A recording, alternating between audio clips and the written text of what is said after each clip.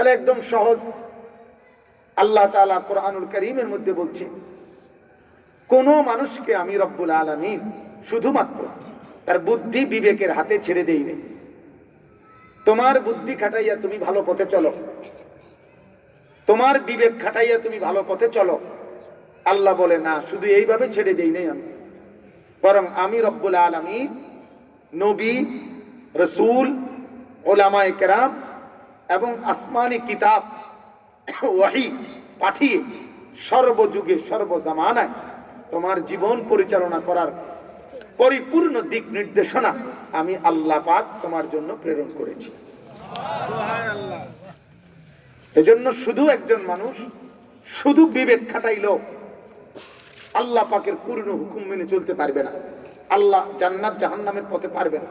তাকে ওয়াহী মানতে হবে। ওয়াহী কি মানতে হবে বলে? ওয়াহী মানতে হবে। এজন্য ওয়াহীর মধ্যেই মুক্তি। এটা গুরুত্বপূর্ণ কথা যে শুধুমাত্র আমার বিবেক, আমার বুদ্ধি, আমার মেধা, আমার যুক্তি, আমার যোগ্যতা এটা ব্যয় করে আমি যদি সত্য সুন্দর সঠিক পথে চলতে চাই, পারবো না, পারতেন না। বরং এর জন্য আপনাকে ওয়াহী মানতে হবে। এজন্য ইউরোপ তারা এটা বুঝছে, যখন তারা শুধু বুদ্ধির গোলাম। তার কথা হলো যে শূকর এটা নোংরা পরিবেশের মধ্যে থাকে, তো এই জন্য নাপাক হইতে পারে, কিন্তু এটাকে যখন ফার্মে সুন্দরভাবে একবারে গোসল আদি করাইয়া, পাউডার টাউডার লাগাইয়া, সাবান দিয়া গোসল করাইয়া যখন ফ্রেশ রাখা হবে, তখন খাইতে অসুবিধা কি? বোঝেন নাই কথাটা? তখন খাইতে অসুবিধা কি? এই হলো তার যুক্তি, এটা হলো তার বুদ্ধির দৌড়,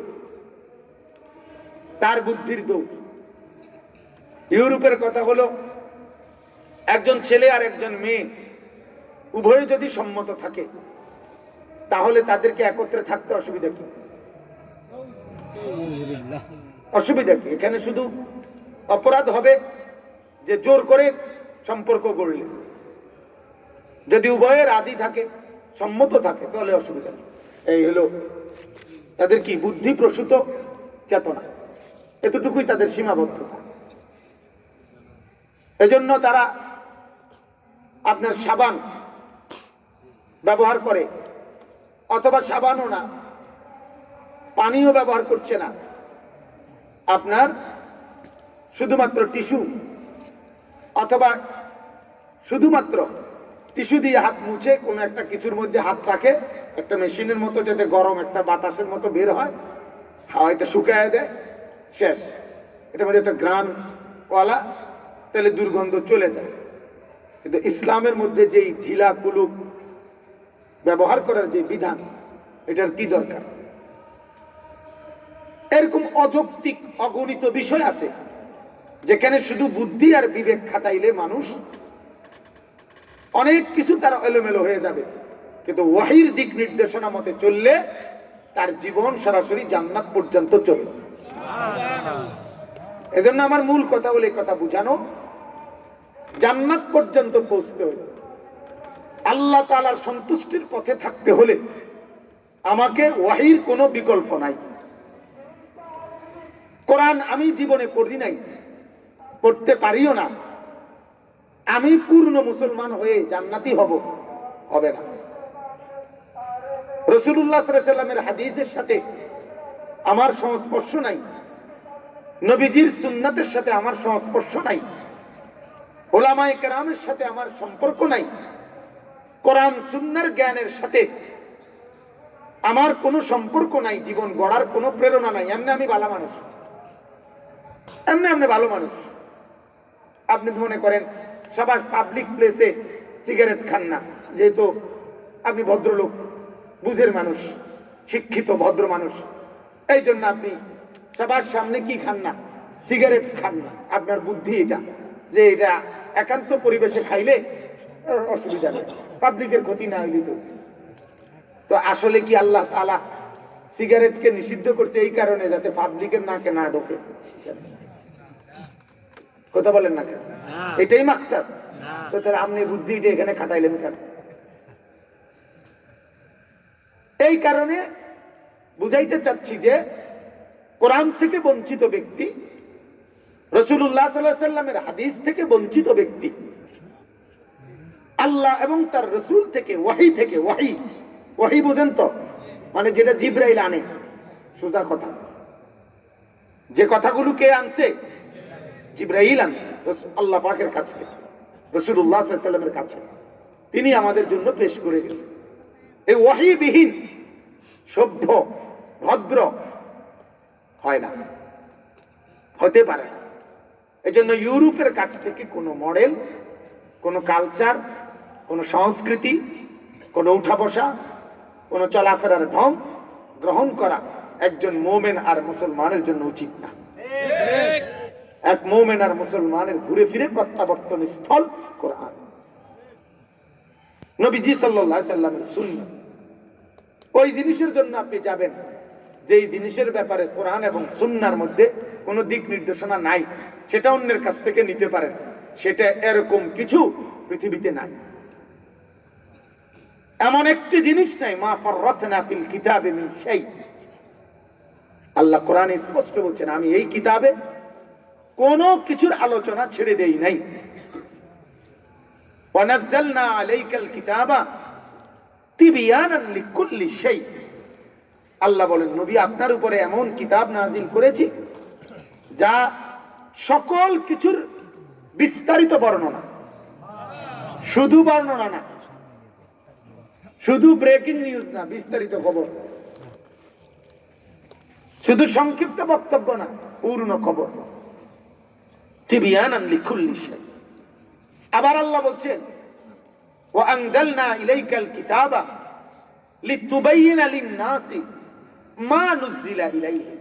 আপনাকে আবার পাঠাইছি, এমনিতে বিস্তারিত লিখে দিছি, তবু আবার আপনাকে সাথে রাখছি, আপনি যেন সেই বিস্তারিতকে বুঝাইয়া আরো বিস্তারিত করে দিতে পারেন। সুবহানাল্লাহ। এমনিতেই এটা বিস্তারিত পূর্ণাঙ্গ আলোচনা আছে, তবুও আপনাকে সাথে পাঠাইছি, সাথে আপনার কাছে দিছি, যেন তেন কারো কাছে দেই নাই, এবং 10 জন 20 জনের দায়িত্বে দেই নাই। কি আশ্চর্য কথা এটা, যে বাংলা ঘন্টা একজনে করে, অঙ্ক স্যার আলাদা, ইংরেজি আলাদা।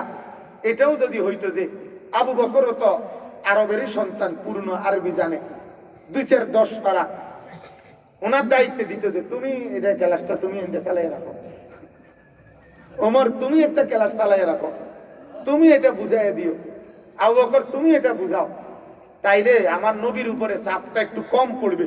কারণ উনি 30 পারা কোরআন নাজিল করা, এটা গ্রহণ করা উনারই দায়িত্ব, আবার এটা মুখস্থ করা উনারই দায়িত্ব, আবার তোমাদের কাছে পূর্ণ বুঝাইয়া বলা এটা উনারই দায়িত্ব, আবার নিজে আমল করা এটা উনারই দায়িত্ব, আবার তোমাদেরকে নিয়ে আমল করানো এটাও উনারই দায়িত্ব, আবার বিবি বাচ্চা সংসার দেখা উনারই দায়িত্ব, আবার যুদ্ধ জিহাদ করা উনারই দায়িত্ব।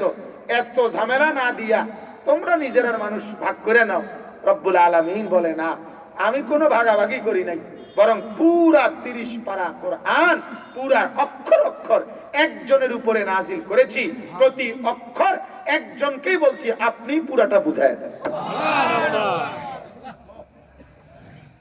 সামনে আগায় বসতে হবে, ফাঁকা জায়গা পূরণ করে মেহেরবানি করে একবারই কষ্ট করেন, একদম ফাঁকা জায়গা পূরণ করে বসেন, যাতে আরেক ভাইয়ের জন্য বসতে অসুবিধা না হয়, আরেকবার যাতে আবেদন করতে না হয়।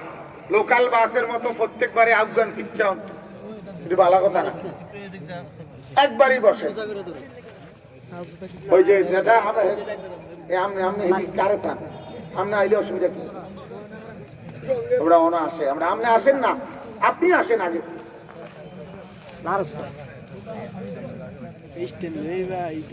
জুতা, হ্যাঁ, জুতা হারাই গেলে পরে কিনে নিবেন, অসুবিধা নেই। এরকম জুতা হারায়, বলেন আলহামদুলিল্লাহ। তাইলে আল্লাহ তাআলা বললেন 3টি ত্রুটি, 3টি দোষ, মন্দ অভ্যাস, আল্লাহ তাআলা বলেন এগুলো যার মধ্যে আছে তার জন্য দুর্ভোগ, তার জন্য জাহান্নাম। তার জন্য কি বলেন? এক নাম্বার মানে প্রথম দুইটা একত্রে প্রথম আয়াতে আল্লাহ বলছেন ওয়াইলুল লিকুল্লি হুমাযাতিল লুমাযা। এই হুমাযাতিল লুমাযা, হুমাযাতুন আর লুমাযাতুন এই দুইটা দোষ। হুমাযাতুন আর লুমাযাতুন উভয়টার কথা একত্রে, দুইটা ত্রুটি জবানের সাথে সম্পৃক্ত। কিসের সাথে সম্পৃক্ত বলেন? জবানের সাথে সম্পৃক্ত। জবান থেকে বের হওয়া, আমাদের জবানের মূল বিষয় হলো, এই জবান আমাদের মূল যে কাজে ব্যবহার হয় সেটা হলো কথা। ঠিক কিনা বলেন? আরো কাজ আছে, বাকি এটার মূল কাজ হলো কথা। আমাদের এই জিহ্বার মূল কাজ হলো কি? এই কথার সাথে সম্পৃক্ত, জবানের উচ্চারণের সাথে সম্পৃক্ত, মুখের উচ্চারণের সাথে সম্পৃক্ত দুইটা দোষ। একটা হলো যে ব্যক্তি ইয়াহমাজুহু ফি ওয়াজহিন, যে ব্যক্তি কাউকে সরাসরি সামনাসামনি তিরস্কার করে, ভৎসনা করে, মন্দ বলে, গালিগালাজ করে, তাকে অপদস্থ, অপমানিত, বেইজ্জতি করে, লাঞ্ছিত করে। আল্লাহ তাআলা বলে কোন মুসলমান এটা করতে পারে না। যে কোন মানুষকে সামনাসামনি তাকে অপদস্থ করলো, লাঞ্ছিত করলো, তিরস্কার করলো, ভৎসনা করলো, নিন্দা করলো, অকথ্য ভাষায় গালিগালাজ করলো, অযথা তাকে বেইজ্জতি করলো, তাকে অযথাই লাঞ্ছিত করলো, হয় দুর্বল এই কারণে, নয় নিজে অনর্থক, নিজের জিদ দেখানোর জন্য, এরকম যে কোনো কারণে হোক, যে ব্যক্তি কাউকে সম্মুখে সামনাসামনি ভৎসনা করলো, তিরস্কার করলো, নিন্দা করলো, গালিগালাজ করলো, অপদস্থ করলো, লাঞ্ছিত করলো, বেইজ্জতি করলো, আল্লাহ তাআলা বলেন এই মন্দ অভ্যাস যার, তার ঠিকানা জাহান্নাম। তার ঠিকানা কোথায়? জাহান্নাম। 2 নাম্বার লুমাজা, ইয়ালমাজুহু মিন খালফিহি, যে ব্যক্তি কারো পশ্চাতে, কারো আড়ালে, তার অনুপস্থিতিতে তার সমালোচনা করলো, তার বিরুদ্ধে মিথ্যে অপবাদ দিল, তার বিরুদ্ধে অযৌক্তিক অবান্তর কথাবার্তা তার বিরুদ্ধে বলে গেল, যেটাকে আমরা সহজে বলি গীবত। কেন 3টা শব্দ? একটা পরিচিত শব্দ হলো, 2টা। গীবত সবচেয়ে পরিচিত, এরপর একটা শব্দ হলো নামিমা, নাম্মাম, আরেকটা হলো লুমাজা। এই 3টা মিলাই একত্রে কথা হলো কারো পশ্চাতে তার নিন্দা করা, কারো পশ্চাতে তার নামে মিথ্যে অপবাদ দেওয়া, কারো পশ্চাতে তার বিরুদ্ধে অনর্থক বেহুদা তার বিরুদ্ধে কথা বলে যাও। এটারে আমরা স্বাভাবিকভাবে কি বলি? গীবত হলো যিনি বলতেছে, উনি শুধু একজনের কাছে বলছে হেতের বিরুদ্ধে, এদ্দুরি রইছে, বলে শেষ, এটারে বলে গীবত। আর নামিমা যেটা, নাম্মাম, যেটারে আমরা সহজে পরিভাষায়, আমাদের দেশীয় ভাষায় বুঝার জন্য বলি চগলখোর। চগলখোর বলি না আমরা? এটা এরকম যে আমি ওনার কাছে বললাম, যে ওনার কাছে মাস্টার সাহেবের বিরুদ্ধে বললাম কিছু একটা, বলার পরে উনি যা মন্তব্য করছে ওনার ব্যাপারে, আরো যা কইছে, এইবার আইসা ওনার কাছে আইসা বলা, স্যার আপনার নাম কি? আব্দুল জলিল ভাইয়ের কাছে মাত্র আপনার নামটা লইছিলাম, কোন ফাফে পাইছে বালার লাগে কুতুর নামটা লইছিলাম, এই যে লইয়া ছুটলো আপনার 14 গোষ্ঠী খোয়াইয়া লাগছে, একের 2 সাপ রোদ দিয়ে লাগছে, মানে রোদ দিয়ে লাগছে সোজা, এইভাবে মানে এইভাবে দিয়া ওনারে বলে গেছে।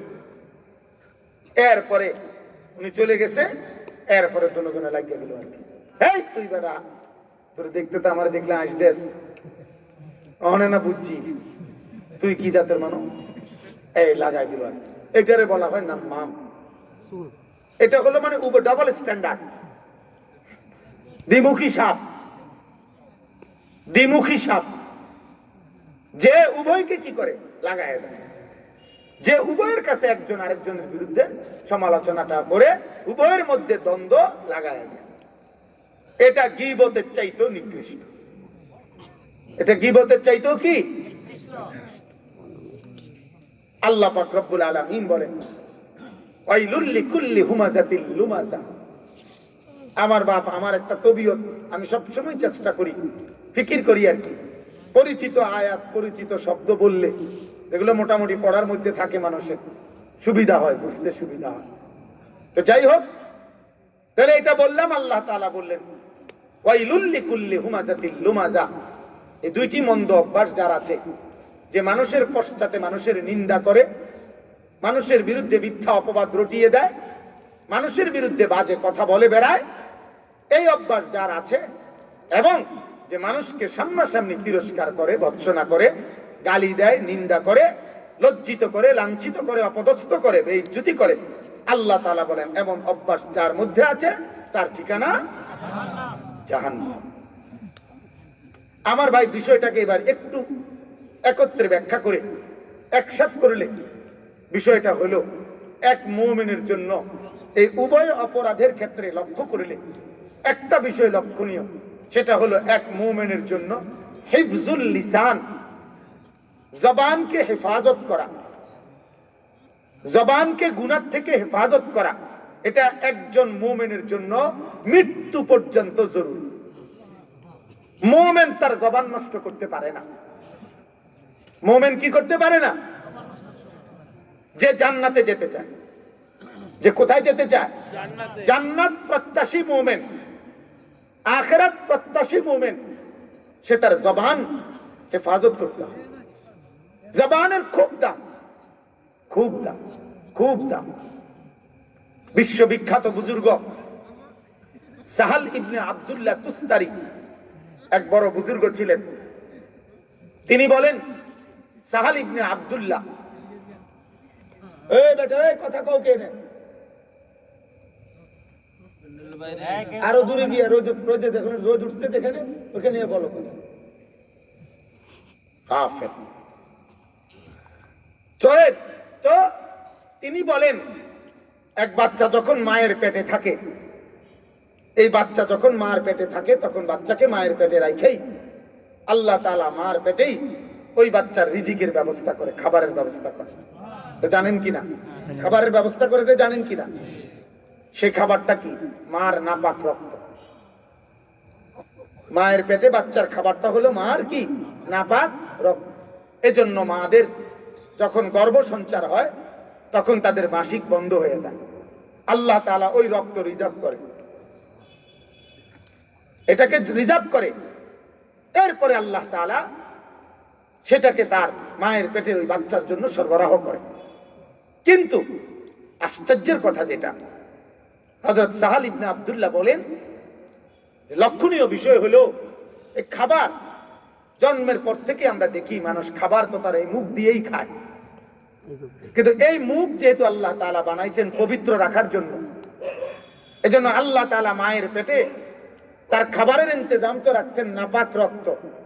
এখন যদি তাকে জন্মের পরে বলে তোমার এই জবান তুমি পবিত্র রাখো, আর আমি যদি আল্লাহকে অভিযোগ করি, আল্লাহ আপনি তো আমারে মায়ের পেটে থাকাকালীন এই জবান দিয়া নাপাক রক্ত খাওয়াইছেন, তাহলে আপনি তো আমারে অপবিত্র জিনিস ভিতরে ঢুকাইলেন এই জবান দিয়ে, আবার এখন বলতেছেন আমার জবান আমি কি রাখতাম? আল্লাহ তাআলা বলে তোমার এই অভিযোগ করার কোনো সুযোগ নাই। আমি রব্বুল আলামিনের জন্য তোমার মার পেটে তোমাকে যখন নাপাক রক্ত দিয়ে খাবার সরবরাহ করি, তখন এই পবিত্র জবান আর মুখ দিয়ে না, বরং তোমার মায়ের পেট থেকে নাভির মাধ্যমে তোমার নাভির সাথে একটি কুদরতি পাইপ সংযোগ করে আমি আল্লাহ ওই মাধ্যমে এটা সরবরাহ করি। কি ভাই, আল্লাহু আকবার। রব্বুল আলামিন বুঝাইলেন, মার পেটে থাকা অবস্থায়ও আমি আল্লাহ তাআলা তোমার জবানকে পবিত্র রাখছি, তোমার মুখ আমি পবিত্র রাখছি। ওই নাপাক রক্তের ভেতরে থাকা অবস্থাতেও এটাকে আমি অপবিত্র হতে দেই নাই। সেই পবিত্র জবান মার পেট থেকে বের হয়েই এবার মায়ের বুকের দুধ হালাল পবিত্র, এজন্য মায়ের বুকের দুধ খাওয়ার জন্য এবার আর ওই পাইপ না, এবার তোমার মুখের সংযোগ চালু করে দিছি। যেহেতু এটা পবিত্র, যেহেতু এটা কি বলেন না পবিত্র, তো কাজেই আল্লাহ পাক বললেন বান্দা আমি এই জবান বানাইছি পবিত্র রাখার জন্য।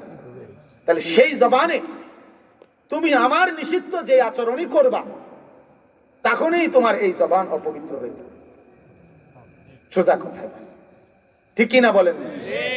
যেহেতু আমি জবান পবিত্র রেখে তোমাকে পৃথিবীতে পাঠাইলাম, এখন তুমি সেই পবিত্র জবানটাকে আমার নিষিদ্ধ যত কিছুতে ব্যবহার করবা, সাথে সাথে ওই জবান ওই জিহ্বা কি হয়ে যাবে বলেন? অপবিত্র হয়ে যাবে। সোজা হিসাব। এজন্য হিফজুল লিসান, জবানকে হেফাজত করা, জিহ্বাকে সংরক্ষণ করা এক মুমিনের জন্য অত্যন্ত জরুরি। নবী পাক সাল্লাল্লাহু আলাইহি সাল্লাম বলেন, আল মুসলিমু মান সালিমাল মুসলিমুনা মিন লিসানিহি ওয়া ইয়াদিহি। মুসলমান তো তাকেই বলে যে তার জবান থেকে এবং হাত থেকে অপর মুসলমানকে নিরাপদ রাখে। এই জবান, তাহলে বোঝা গেল জবান দিয়ে মানুষকে কি দেয় না? কষ্ট। এখন যদি সম্মুখে কাউরে আপনি গালি দেন, নিন্দা করেন, তিরস্কার করেন, অকথ্য ভাষায় তাকে শব্দ ব্যবহার করেন, তাহলে তাকে কি কষ্ট দেওয়া হলো না খুশি করা হলো? তাহলে আপনি কি মুসলমান রইলেন? কথা বলেন না, মুসলমান রইলেন আপনি? আপনার জবান পবিত্র রইল? আপনি যদি গীবত করেন, আপনি যদি নামিমা চগলখুরি আচরণ করেন, তাইলে আপনি বলেন আপনার জবান কি পবিত্র রইল? তাহলে আল্লাহ তাআলা কি আপনাকে জবান পবিত্র রাখতে বলে নাই? আল্লাহ কোরআনে বলছেন, আলাম নাজাল লাহু আইনাইন। আল্লাহ বলেন বান্দা জানো কিনা আমি রব্বুল আলামিন, বলো তো আমি কি তোমাকে দুইটি চোখ দেই নাই? উত্তর দেন, দিয়েছেন কিনা? ওয়া লিসানান, আল্লাহ বলেন এই জিহ্বা এটা কি আমি দেই নাই? ওয়া শাফাতাইন, দুইটা ঠোঁট এটা কি আমি দেই নাই? তাহলে যেহেতু রব্বুল আলামিন বলেন আমি তোমাকে জিহ্বা দিয়েছি, আমি তোমাকে জবান দিয়েছি, আবার রব্বুল আলামিন বলেন মা ইয়ালফিজু মিন কাউলিন ইল্লা লাদাইহি রাকিবুন আতীদ। আল্লাহ বলেন বান্দা এটা এমন পবিত্র জবান, এই জবানটাকে আমি রব্বুল আলামিন এতটা গুরুত্ব দিয়ে থাকি। আমি আল্লাহ, আমি রব্বুল আলামিন ডান কাঁধে আর বাম কাঁধে দুইজন ফেরেশতা রাখছি, তারা তোমার পুরা দেহের যেই কোনো অঙ্গের যত কাজ সব তারা উঠায়। আর শুধু আমি রব্বুল আলামিন তোমার জবান দিয়ে যেই কথাগুলো বের হয় এটাকে সংরক্ষণের জন্য আলাদা একজন ফেরেশতা নিয়োগ দিয়ে তার ফাইলে আমি তুলে রাখি। শুধু মানুষের জবান, শুধু মা ইয়ালফিজু মিন কাউলিন ইল্লা লাদাইহি রাকিবুন আতীদের এই ফেরেশতা আলাদা। আবার ইদ ইয়াতালাক্কাল মুতালাক্কিয়ানে আনিল ইয়ামিনে ওয়া আনিশ শিমালি কাঈদ, এই দুই ফেরেশতা ওনারা পুরা বডির সমস্ত কার্যাবলী উঠায়, কিন্তু আরেকজন ফেরেশতা মানুষের সাথে থাকে যিনি শুধু জবানের শব্দগুলো আলাদা উঠায়। এবার হাসরের ময়দানে যখন দেখা যাবে প্রতিটা জবানের এই ফাইলের পৃষ্ঠায় শুধু গালি, শুধু গানের শব্দ, শুধু মন্দ কথা, শুধু বাজে কথা, শুধু ধমকা ধমকি, শুধু নাজায়েজ কথাবার্তা, শুধু হারাম কথাবার্তা, তো জিকির কোথায়? সুবহানাল্লাহ কোথায়? আলহামদুলিল্লাহ কোথায়? আল্লাহু আকবার কোথায়? লা ইলাহা ইল্লাল্লাহ কোথায়? আলহামদুলিল্লাহ সূরার তিলাওয়াত কোথায়?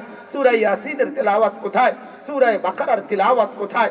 এইভাবে কিচ্ছু নাই বান্দা তোমার এই জবান। তাইলে রব্বুল আলামিন বলে আমার দেওয়া জবান, আমার দেওয়া জবান, তো আমার শব্দ কোথায়? আমার জন্য বলা কথা কোথায়? আমার জন্য উচ্চারণ কোথায়? এত গুনাহ, এত গালি, এত মন্দ কথা, এত বেশরম কথা, এত অশ্লীল কথা, এত বাজে কথা, এত উলঙ্গ কথা, এত বেহায়া কথা, এত গীবত, এত নাম্মাম নামিমা, এত লুমাজা, এত হুমাজা, সব দেখা যাচ্ছে কেন? নাফরমান। বলো, উত্তর দাও। কি জবাব দিবেন? কি জবাব দিবেন? হ্যাঁ জবাব দিবেন তো। দিবেন দিবেন। ইয়া লাইতানি লাম উতা কিতাবিয়া।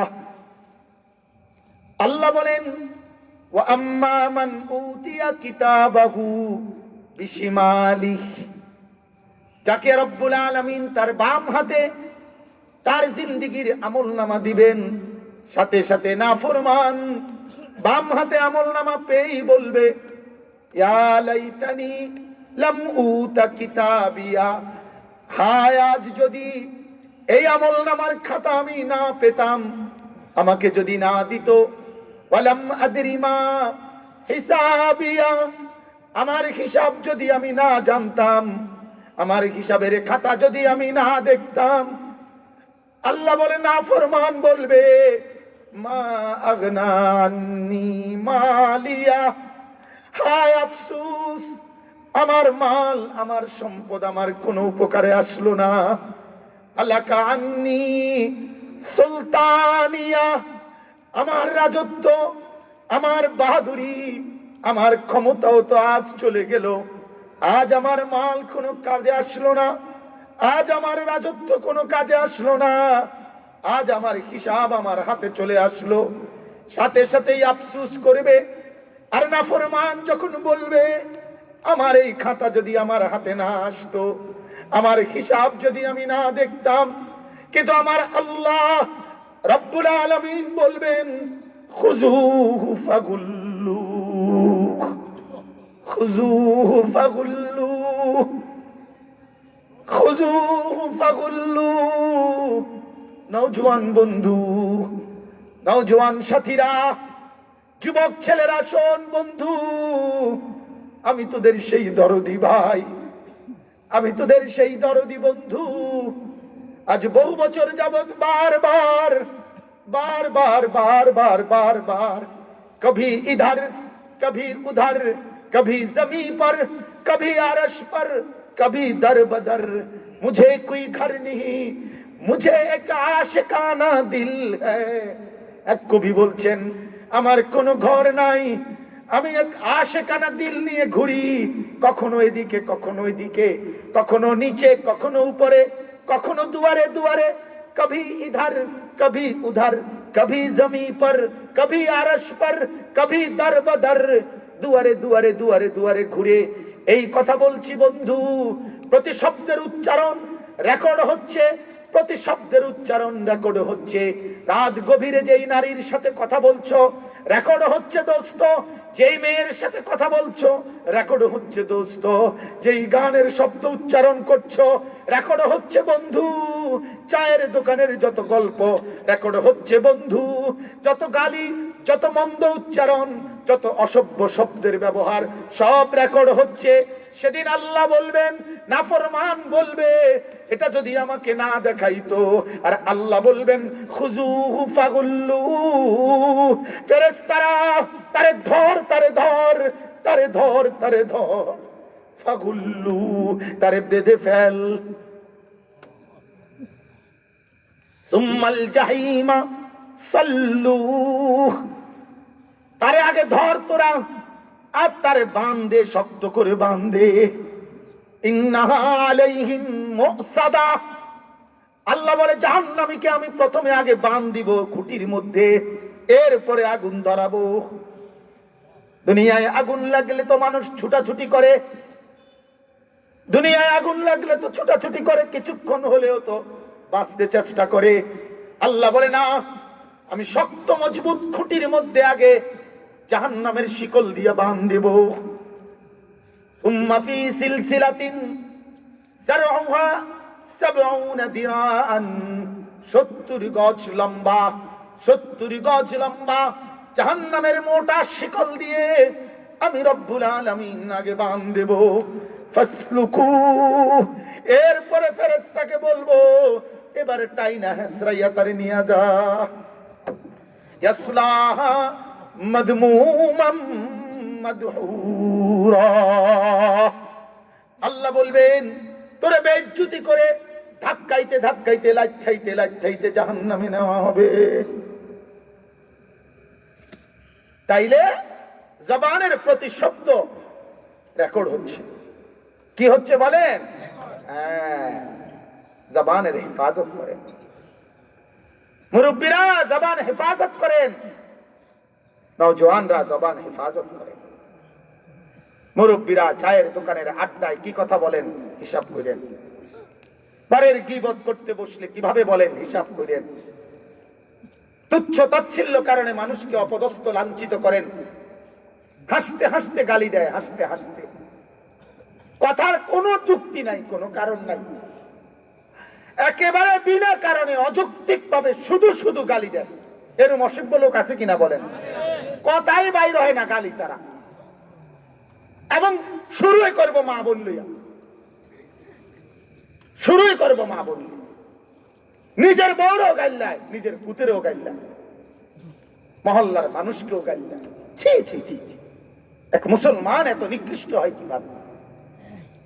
সিবাবুল মুসলিমে ফুসুকুন। আমি সেদিন আরবের এক কারি, তার তেলাওয়াত শুনতেছিলাম এই আয়াতের, খুজুহু ফাগুল্লু, আয়াত ধরো আর বাঁধো।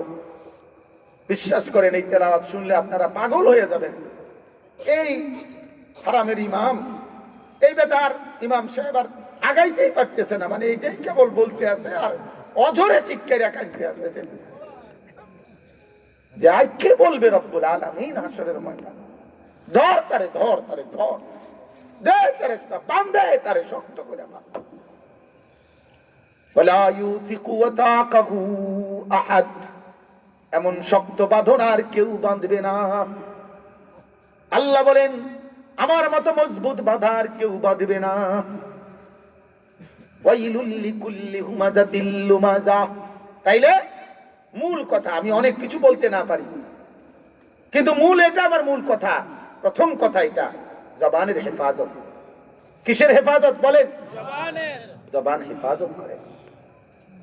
আল্লাহ রাসূল সাল্লাল্লাহু আলাইহি সাল্লাম বলেন, মান ইয়াদমান লি মা বাইনা লাহইহি ওয়া মা বাইনা রিজলাইহি আদমান লাহুল জান্নাহ।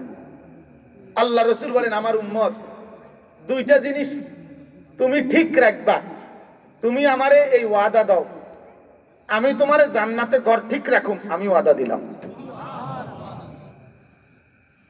তুমি বলো এই দুইটা তুমি সামলা রাখবা, আমি বললাম আমি তোমার ঘর সামলায় রাখুম জান্নাতে। এক, দুই চোয়ালের মাঝের জায়গা মানে জবান, তোমার মুখের কথা, এটা তুমি ঠিক রাখবা। দুই রানের মাঝের জায়গা লজ্জাস্থান, তোমার জবান, তোমার লজ্জাস্থান, এই দুই জিনিস তুমি ঠিক রাখবা, পবিত্র রাখবা। আল্লাহর হুকুমের খেলাফ করবে না, জবান দিয়ে মাওলার খেলাফ কিছু বলবে না, লজ্জাস্থান মাওলার খেলাফ কোনো কাজে ব্যবহার করবে না। ফামান ইবতাগা ওয়ারাআ যালিক ফাউলাইকা হুমুল আদুন। আল্লাহ বলে লজ্জাস্থানকে যে হালাল জায়গা ব্যতীত ব্যবহার অন্যত্র করে গুনার কাজে, আল্লাহ বলেন ফাউলাইকা হুমুল আদুন, আমি আল্লাহ বললাম সে সীমা লঙ্ঘনকারী, সে পাপিষ্ঠ, সে সীমা লঙ্ঘনকারী। আজ আমাদের যৌনতার শাহওয়াত, মানুষের তিনটা রোগ, দোষ সবচেয়ে মারাত্মক, যেটা অগণিত গুনাহ তৈরি করে।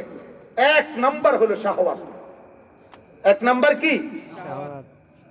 এই মনের অবৈধ কামনা বাসনা, অবৈধ লিপ্সা, শাহওয়াত।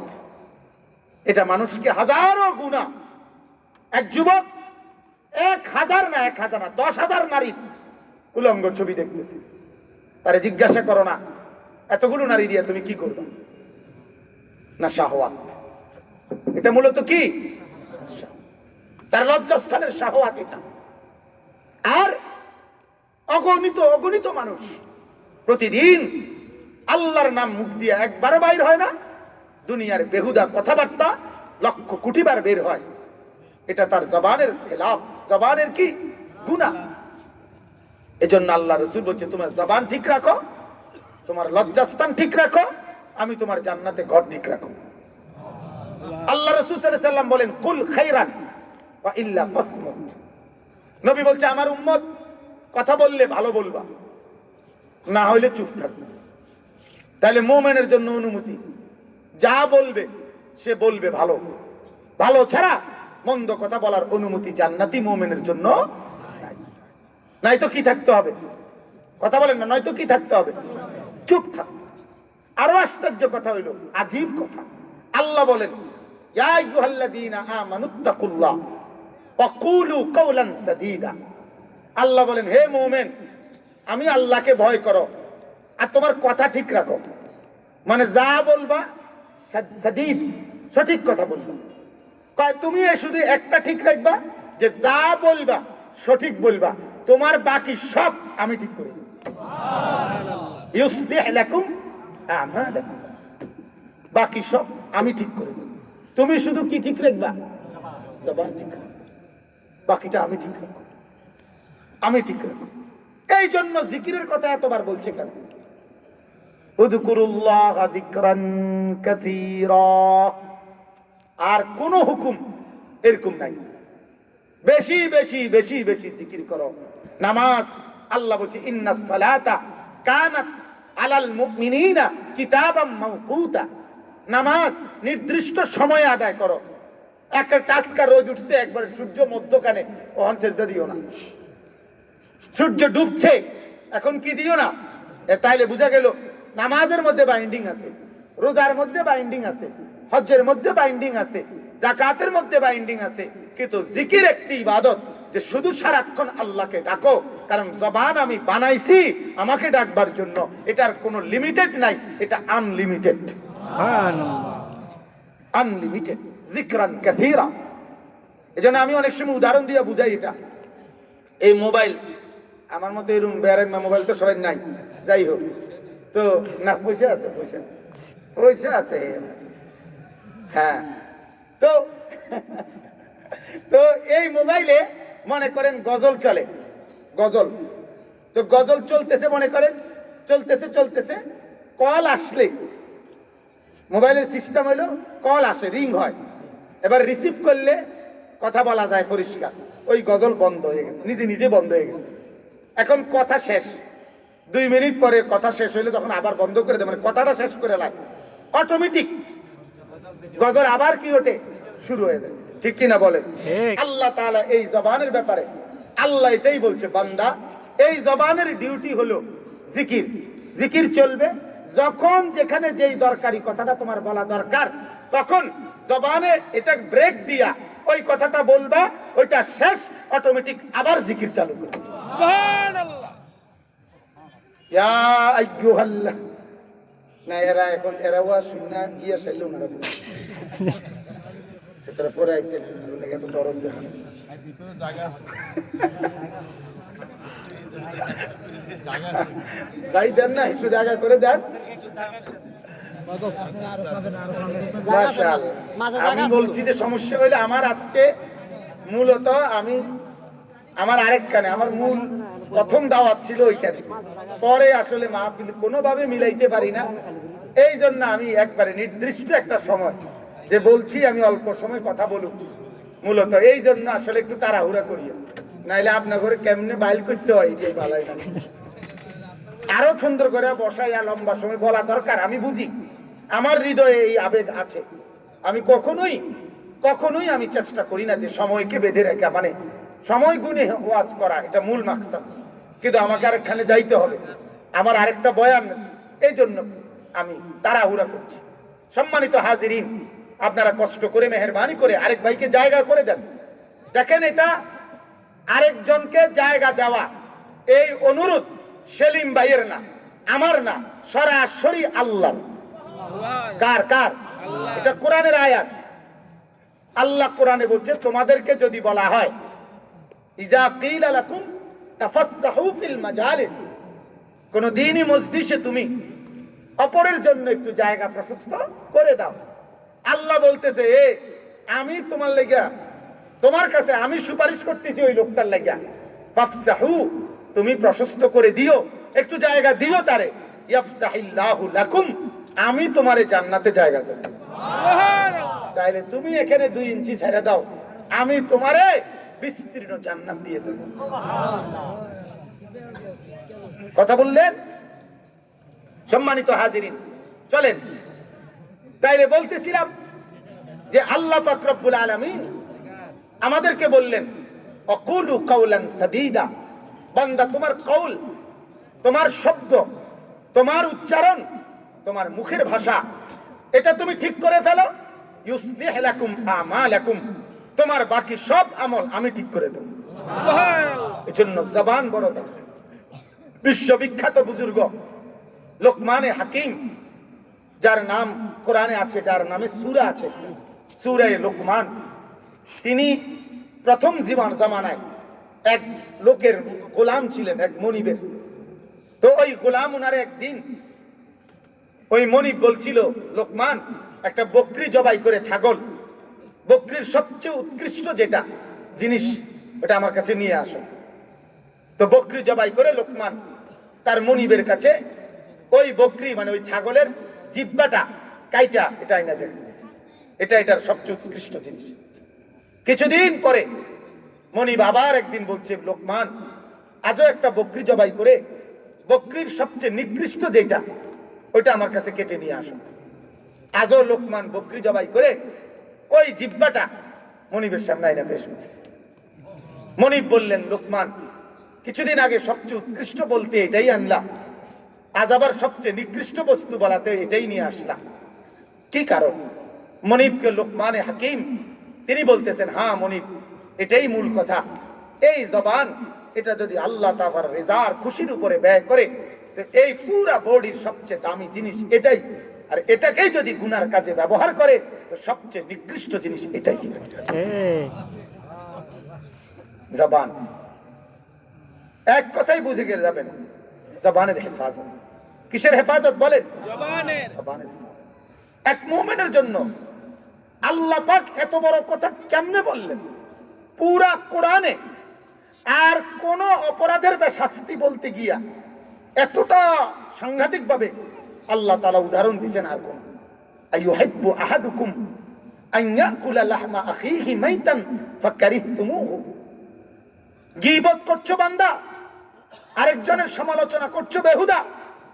তুমি কি আগে তোমার কাছে আমি একটা কথা জিজ্ঞেস করি বান্দা, তোমার মৃত ভাই, তোমার ভাই মৃত, এই মৃত ভাইয়ের মরা ভাইয়ের গোশত খেতে তুমি কি পছন্দ করবে?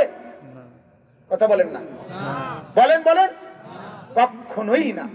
সামান্য চক্ষু লজ্জা থাকলে, সামান্য বিবেক থাকলেও এটা কেউ করতে পারে। আল্লাহ তাআলা বলেন গীবত করা এটা যেন তোমার মরা ভাইয়ের গোশত খাবার চাইতেও নিকৃষ্ট। কতটা জঘন্য কথা বলছে। এখানে দুইটা কথা বলছে আল্লাহ, আমি বুঝছি দুইটা কথা বলছে আল্লাহ। এক, গীবত করা মানে প্রথম হইল তোমার ভাইরে যেন তুমি মাইরা লাইছো, এরপরে মাইরাও তারে ছাড়তেছ না, এবার তারে কাইটটা টুকরা টুকরা করে তার গোশত খাইতে আছো। তুমি কত নির্মম নিকৃষ্ট জানোয়ার তুমি বুঝবে। তুমি হিংস্র জন্তুর মতো আগে তারে মারছো, এরপরে তারে কাইটা টুকরা টুকরা করে খাইতেছো। বলেন নাউজুবিল্লাহ। এজন্য এটা খেয়াল করা, এটা খেয়াল করা। সমস্ত বুজুর্গানি দিন যুগে যুগে আল্লাহর প্রিয় বান্দারা তারা আল্লাহর কাছে প্রিয় হইছেন এই জবানের ব্যবহার, এই জবানে জিকির করছে, এই জবানে রুকু সেজদার তাসবিহ পড়ছে, এই জবানে আল্লাহর কোরআন তেলাওয়াত করছে, এই জবানে আল্লাহর বান্দাদেরকে দ্বীনের কথা বলে বেড়াইছে, এই জবানে আল্লাহ তাআলার তাসবিহাত গুলো পড়ছে, হ্যাঁ আল্লাহকে শুধু ডাকছে। আল্লাহ কোরআনের জায়গায় জায়গায় আল্লাহর প্রিয় বান্দাদের কথা বলতে গিয়ে এটা বিশেষভাবে বলছে যে আমার প্রিয় বান্দা তারা যারা ইয়াদউনা রাব্বাহুম বিল গাদাতি ওয়াল আশিয়্যি, সকাল সন্ধ্যায় আমাকে যারা ডাকে। নবীকে আল্লাহ বলছে, নবী মক্কার কুরাইশরা শুনেন, মক্কার কুরাইশদের কয়েকজন কাফের সর্দার, বড় বড় লিডার, উতবা সাহেবা আবু জেহেল এরকম মানের, তারা একদিন আল্লাহ রসুলের কাছে আসছে। আয়েশা দেখে নবীজি কয়েকজন সাহাবী নিয়ে কথাবার্তা বলতেছে, কিন্তু সাহাবী ঘটনা চক্রে ওই সময় যারা বসা তারা প্রত্যেকেই আপনার দুর্বল গোলাম শ্রেণীর সাহাবী। মনে করেন বেলাল, খাব্বাব, এই জাতীয় সাহাবী, সুমাইয়া, আম্মার ইবনে ইয়াসের, যেই সাহাবীগুলো গোলাম, কারো মনিবের গোলাম, এরকম এটা দেখেই আস ইবনে ওয়াইল কাফেরদের একজন সর্দার ওই ওদের মধ্যে দাঁড়ানো, সে আইসাই বলছে, মোহাম্মদ এই তোমার তুমি যে সব সময় কও তোমার কাছে বৈশা দুইটা কথা শুনতাম, আজকে তো একটা নিয়ত করে আইছিলাম, দুই চারজন লোক লই আইছি, কার লগে বইতাম এনে বইতাম এগুলোর লগে, এই আঙ্গাল কাঙ্গালের লগে, ইতানের লগে বইও, এগুলোর লগে নি বইয়ে, এগুলো আমাদের মতো মানুষ এদের সাথে বসার উপযুক্ত, আমরা বুঝি এদের সাথে বসতাম। এই তখন বলতেছে আস ইবনে ওয়াইল, মুহাম্মদ শোনো এগুলার এনে উঠাই দাও, তাইলে আমরা বসু, অথবা এগুলারে এনে বয়ায় রাখিয়া তুমি উঠাই, তুমি আলগা আসো, তোমার সাথে আলাদা কথা বলবো, এগুলোর সাথে বসবো। রব্বুল আলামিন সাথে সাথে কোরআনের আয়াত নাজিল করে বললেন, ওয়াসবির নাফসাকা মাআল্লাযীনা ইয়াদউনা রাব্বাহুম বিল গাদাতি ওয়াল আশী। নবী আপনাকে পরিষ্কার বলছি, আপনি আপনাকে পুরোপুরি মজবুতির সাথে লাগাইয়া রাখেন ওই মানুষগুলোর সাথে সকাল সন্ধ্যায় যারা আমি মাওলাকে ডাকে। সুবহানাল্লাহ। এরা আমারে ডাকে, এরা দামি, এরা দামি। গোলামীর পরিচয় মূল পরিচয় না, সেজদার পরিচয় মূল পরিচয়, তাকওয়ার পরিচয় মূল পরিচয়। পরিচয় হোক দুর্বল, দুর্বল কোরআন যিনি পড়তে পারে, দিন যিনি চলে দিন মোতাবেক, সে দামি। ভারতীয় উপমহাদেশের এক বুজুর্গ আলেম, দারুল উলুম দেওবন্দের যিনি প্রধান মুফতি ছিলেন, বিশ্ববিখ্যাত আলেম হযরত মাওলানা মুফতি কিফায়েতুল্লাহ রাহমাতুল্লাহ আলাইহি, তার পূর্বপুরুষরা ছিল মুচির বংশ, মুচির সন্তান, মুচির বংশধর, কিন্তু সারা বিশ্ব কাঁপানো আলেমে দ্বীন। আমাদের হাদিসের কিতাবের মধ্যে অনেক মুহাদ্দিসের নামের সাথে তাদের পদবি এরকম সংযোজন আছে যে এই পদবিগুলো দেখলে বোঝা যায় ওনারা একবারে সাধারণ খেটে খাওয়া মজদুর শ্রমিক শ্রেণীর মানুষের সন্তান। হাদিসের মুহাদ্দিস, হাদিসের কিতাবে হাদ্দাদ রাবির নাম, হাদ্দাদ মানে কর্মকার, কামারের দোকানে যিনি কাজ করতেন উনি জমানার মুহাদ্দিস, অথবা উনার পূর্বপুরুষ কর্মকার, উনি মুহাদ্দিস। কথা বুঝেন নাই আপনি? তাহলে কি বোঝা গেল যে আল্লাহ তাআলার হুকুমের উপরে মর্যাদা, আল্লাহ তাআলার রেজার উপরে মর্যাদা, রিদওয়ানুম মিনাল্লাহি আকবার, আল্লাহর সন্তুষ্টিটা হলো সবচেয়ে বড়। এজন্য ভাইয়া লম্বা করে বিষয়টা বুঝায় বললাম, এটা অত্যন্ত গুরুত্বপূর্ণ কোনোভাবেই। এজন্য এক্ষেত্রে সবচেয়ে সহজ মাধ্যম হলো গুনাহ হয় যেখানে, গুনার কথা, গীবত, শিকায়েত, বদনাম, পরনিন্দা, সমালোচনা, বেহুদা কথা, গল্প গুজবের মজলিস যেখানে হয়, একজন জান্নাতি মুমিনের মূল কর্তব্য হলো জবান যদি হেফাজত করতে হয় তার করণীয় কি? করণীয় হইল ওই জায়গা থেকে সাথে সাথে চলে আসা, ওই জায়গায় না বসা, তাইলেই আপনি নিরাপদ। এজন্য আল্লাহ কোরআনে বলছে, জান্নাতুল ফেরদাউস ওয়ালা মুমিন ওই ব্যক্তি, ওয়াল্লাযীনা হুম আনিল লাগবি মুরিদুন, যাবতীয় অনর্থক কথা এবং কাজ থেকে যে নিজেকে বাঁচিয়ে রাখে সে জান্নাতুল ফেরদাউসের অধিকারী মুমিন। এরপর আল্লাহ বলছে, ওয়া ইবাদুর রহমান, আমার পেয়ারা বান্দা, প্রিয় বান্দা, এদের পরিচয় বলতে গিয়ে বলছে, ওয়া ইদা মাররু বিল লাগবি মাররু কিরামান, আমার প্রিয় বান্দা ওরা যারা বেহুদা কথা এবং কাজের মজলিস দেখলে, এরকম অবস্থান দেখলে সেখান থেকে আস্তে পাশ কাটিয়া চলে যায়, আল্লাহ বলে তারা আমার পেয়ারা বান্দা। কথা বুঝছেন?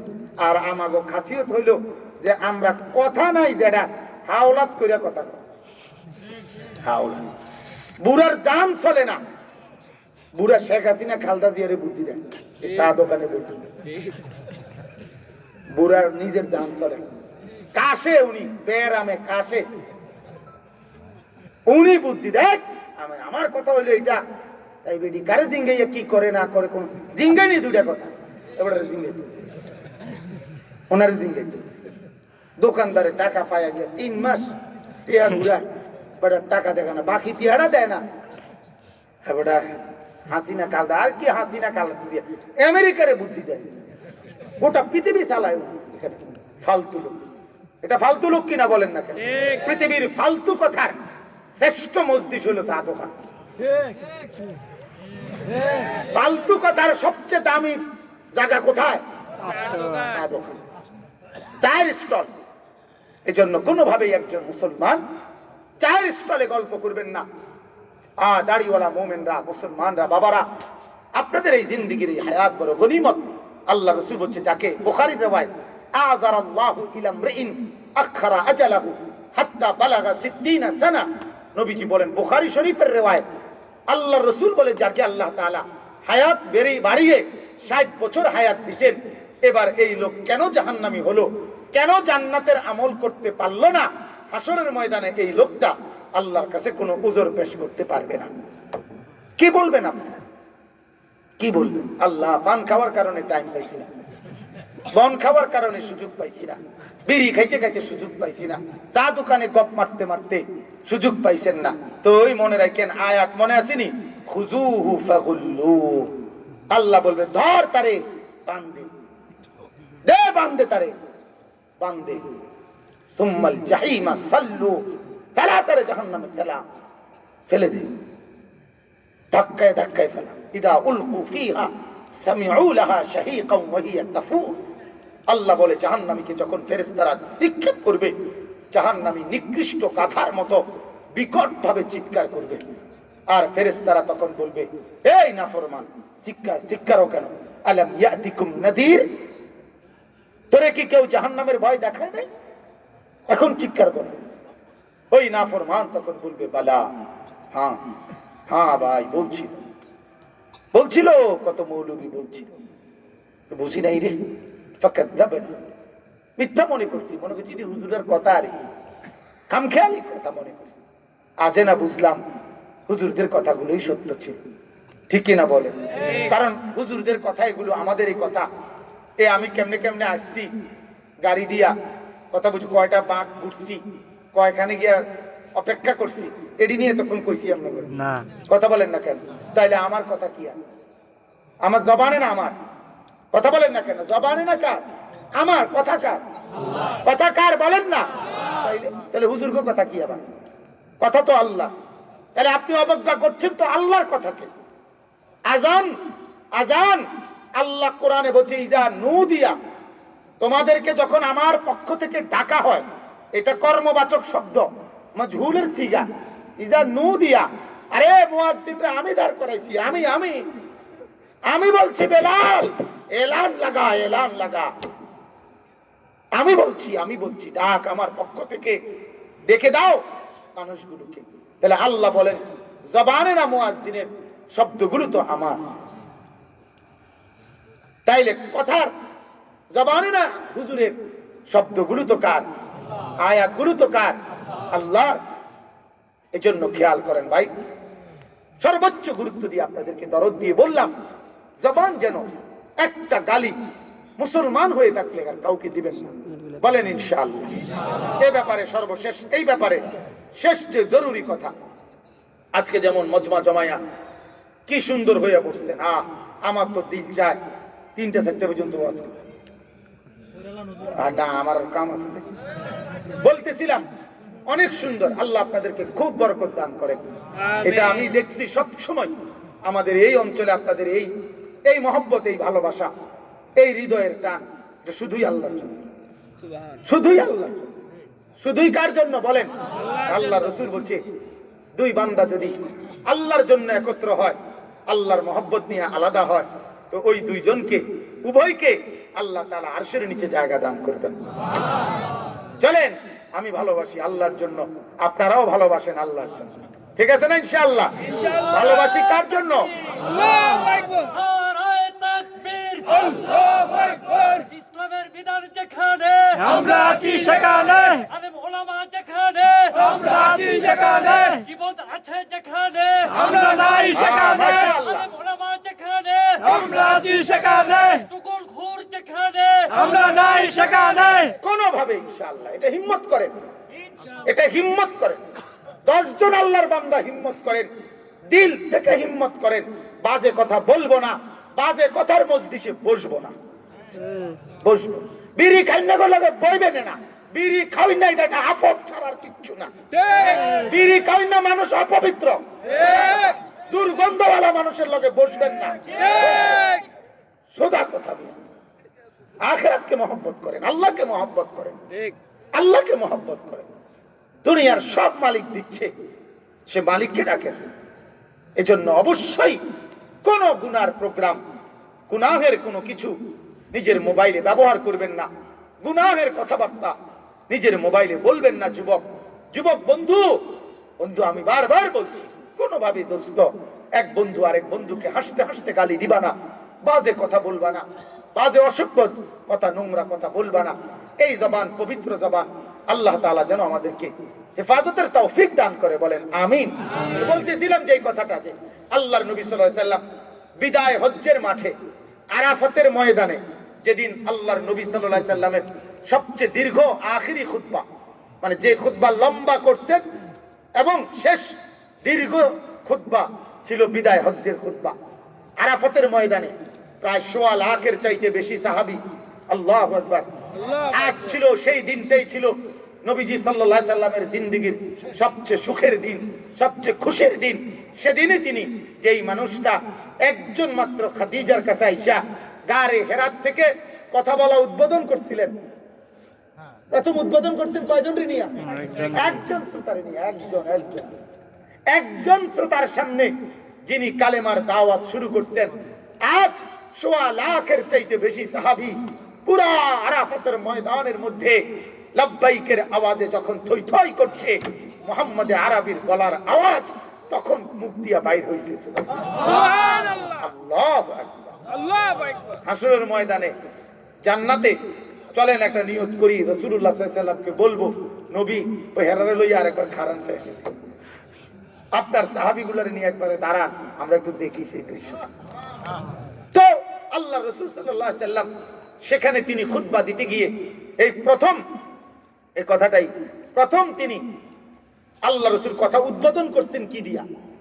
নবীজি সাল্লাল্লাহু আলাইহি সাল্লাম তখন প্রথম বলছে, উপস্থিত সাহাবীরা বলো, তোমাদের কাছে আমি জানতে চাচ্ছি এই মাস, এখন যেই মাস, এটা কি সম্মানিত কিনা? জিলহজ মাস। সাহাবীরা বললেন, জি হ্যাঁ ইয়া রাসূলুল্লাহ, এটা সম্মানিত মাস। এরপরে আল্লাহর নবী বললেন, আজকের যেই দিন ৯ জিলহজ, হজ্জের দিন, এটা সম্মানিত দিন কিনা? সাহাবীরা বললেন, হ্যাঁ ইয়া রাসূলুল্লাহ, এটা সম্মানিত দিন। এবার নবী বললেন, এই জায়গা, আরাফাতের এই জায়গা, এই স্থানটা, এটা সম্মানিত কিনা বলো। আল্লাহ রাসূলের সাহাবীরা বলেন, হ্যাঁ ইয়া রাসূলুল্লাহ, এটা সম্মানিত জায়গা।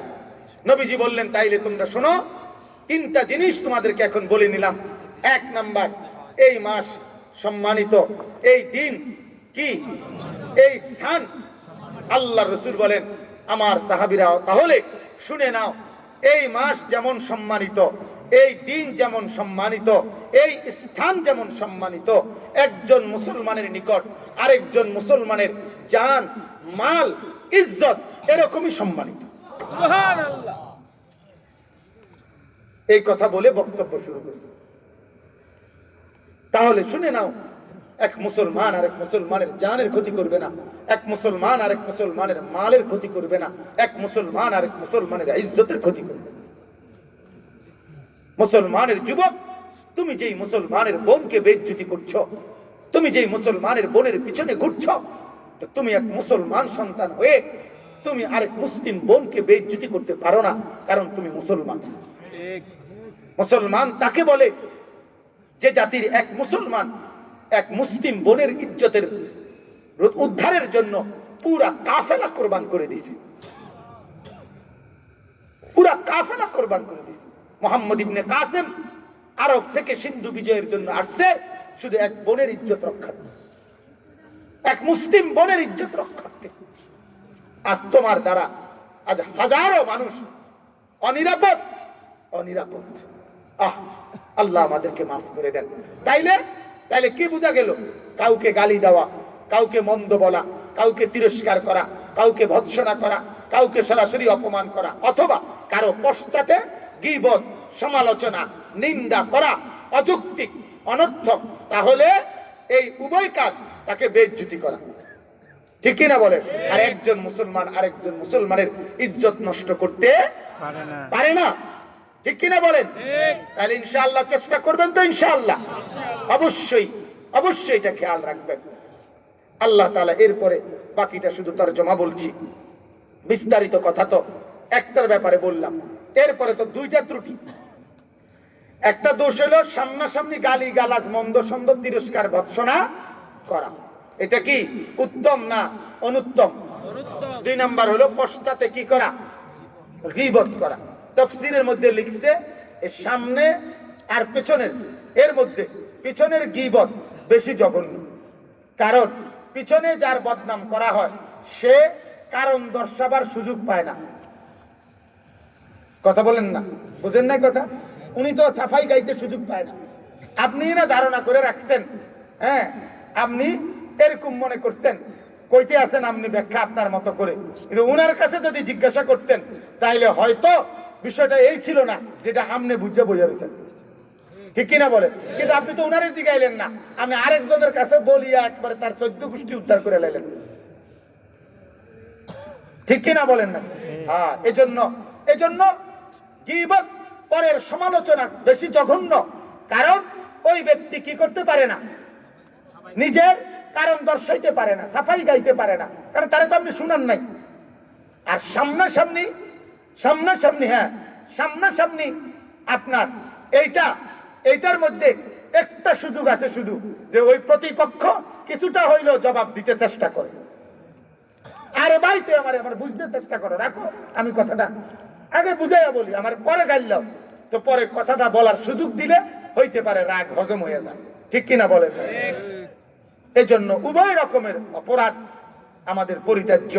এক মুসলমান আর এক মুসলমানকে সামনাসামনিও বেইজ্জতি করতে পারে না, এক মুসলমান আর এক মুসলমানকে পিছনেও অপমানিত করতে পারে না। আল্লাহ রাসূল সাল্লাল্লাহু আলাইহি ওয়াসাল্লামের সাহাবী মুআজ ইবনে জাবাল রাদিয়াল্লাহু তাআলা আনহু, উনাকে একদিন আল্লাহর নবী লম্বা ওয়াজ করছে।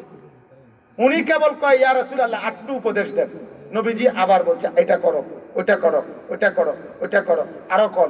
আবার বলছে নবীজি, আটটু কর, আরো কর, আরো বলছে। বলতে বলতে অনেকগুলো বলার পরে আল্লাহ রাসূল সাল্লাল্লাহু আলাইহি ওয়াসাল্লাম এবার সাহাবীকে বললেন, সাহাবী, যতগুলো শরীয়তের আমল বললাম সবগুলো তোমার দ্বারা ঠিক মতো আদায় করা সম্ভব হবে।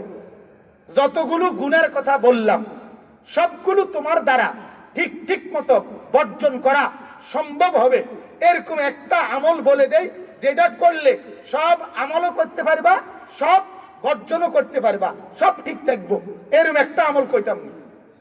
তো ওই সাহাবী বলে, হ্যাঁ, কোন মাশাআল্লাহ, এই সাহাবী তো এটাই বলছে যে হ্যাঁ ইয়া রাসূলুল্লাহ, কোন ওইটা না বলা দরকার। আল্লাহ রাসূল হাদিসে আছে স্পষ্ট, নবীজি নিজের জিহ্বা তাই না বের করে এই জিহ্বার মধ্যে আঙ্গুল রেখে বললেন, তোমারে যা বলছি সব কথার মধ্যে কুফা লিসানাকা, তোমার এই জবান হেফাজত কইরো, তোমার এই জবান হেফাজত কইরো, সব আমলও সহজ হবে, সব গুনাহ ছাড়াও সহজ হবে।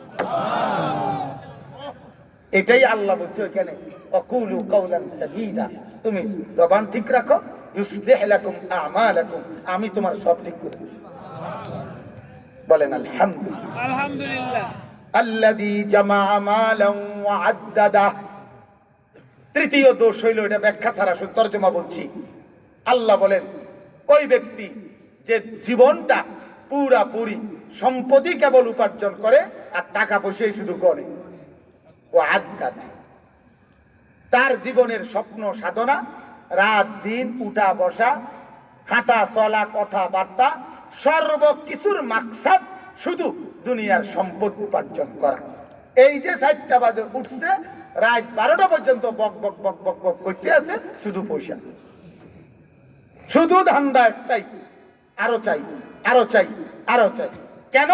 ইয়াহসাবু আন্না মালাহু আখলাদা, সে মনে মনে ভাবতেছে এই সম্পদ যত বাড়বে আমি দুনিয়ায় টিকবো তত বেশি।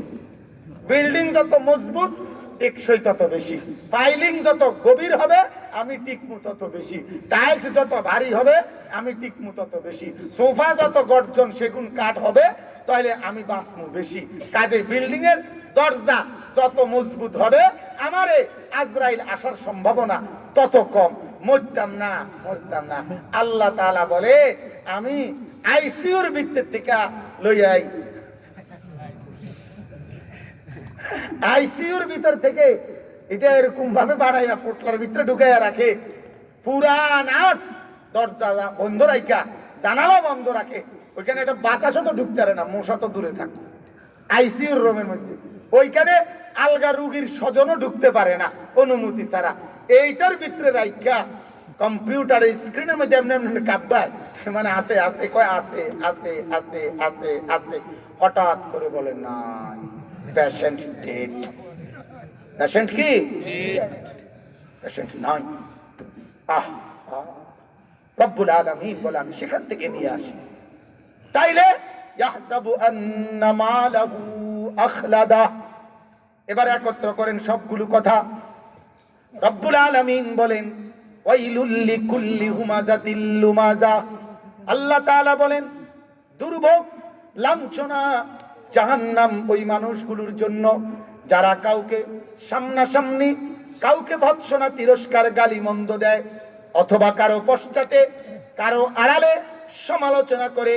আর 3 নম্বরে সারাক্ষণ যারা জীবনটাকে মাল আর সম্পদ অর্জন করে এটাকেই গুনাহ, এটাকেই স্থায়ী সম্পদ মনে করা, এই ধ্যান আর এই খেয়াল, এই মাল আর সম্পদ জমার মধ্যে জীবন ব্যয় করছে যারা, এই 3 শ্রেণীকে এবার আল্লাহ বলেন কাল্লা, ঠিক করলা না, কাল্লা, না না বান্দা ঠিক হলো না, ওরে গালি দিয়া ভালো করো নাই, ওর বিরুদ্ধে সমালোচনা করে ভালো করো নাই, ওর গীবত করে ভালো করো নাই, সারাক্ষণ মাল আর সম্পদের মধ্যে ডুবে থাইকা ভালো করে নাই। আমি তো আর আলাদা বলি, আল্লাহ তাআলা যেন বললেন চা দোকানদারকে, চা দোকানদার মসজিদের পাশে চা দোকানদার একটা নামাজের সেজদা করল না, চা বিক্রি করতে করতে আল্লাহ যেন বলল দোকানদার ভালো করো নাই। আল্লাহ যেন অটোর ড্রাইভারকে বলতেছে ড্রাইভার সারাদিনে সামান্য অটো চালাইতে গিয়ে একটা নামাজের সেজদা করলা না, কাজটা কিন্তু ভালো করো নাই। আল্লাহ যেন সিএনজিওয়ালা, আল্লাহ যেন মুদি দোকানদার, আল্লাহ যেন চাকরিওয়ালা, ব্যবসাওয়ালা, দোকানওয়ালা, নওজোয়ান বন্ধু রব্বুল আলামিন যেন তোমাকেও বলছে সারাক্ষণ ছবি দেখতে দেখতে, মোবাইল চালাইতে চালাইতে নামাজের কথা মনে নাই। আল্লাহ বললেন ভালো করলা না, কি করলা না। আল্লাহ যেন মাকে বলছে, বোনকে বলছে, স্ত্রীকে বলছে ও আমার বান্দি তরকারি কুটতে কুটতে নামাজ ছুটে গেল, টেলিভিশন দেখতে দেখতে নামাজ ছুটে গেল, মার্কেটে গিয়ে শপিং করতে করতে নামাজ ছুটে গেল। রব্বুল আলামিন বলেন কাল্লা, ভালো করলা না, ভালো করলা না, কাউরে গালি দিয়ে ভালো করো নাই, কারো গীবত করে ভালো করো নাই, সারাক্ষণ দুনিয়ার মাল আর সম্পদের মধ্যে ডুবে থেকে ভালো করো নাই। তাইলে আল্লাহ বলেন ভালো যেহেতু কাজ করো নাই, এবার তোমার পরিণতি কি আমি আল্লাহ বলছি লায়ুমবাদান্না ফিল হুতামা। আমি আল্লাহর একটা জাহান্নাম আছে, 7টা জাহান্নামের মধ্যে একটা জাহান্নামের নাম হচ্ছে হুতামা। কি নাম? আল্লাহ বলেন লায়ুমবাদান্না ফিল হুতামা। আমি রব্বুল আলামিন বললাম কামটা ভালো করো নাই, শুধু এই বলে না আমি ছেড়ে দেব না, বরং আমি আল্লাহ অচিরেই তোমাকে ওই হুতামা নামক জাহান্নামের মধ্যে নিক্ষেপ করব। আমা আদরাকা মাল হুতামা। আল্লাহ নবীকে বলছেন বান্দা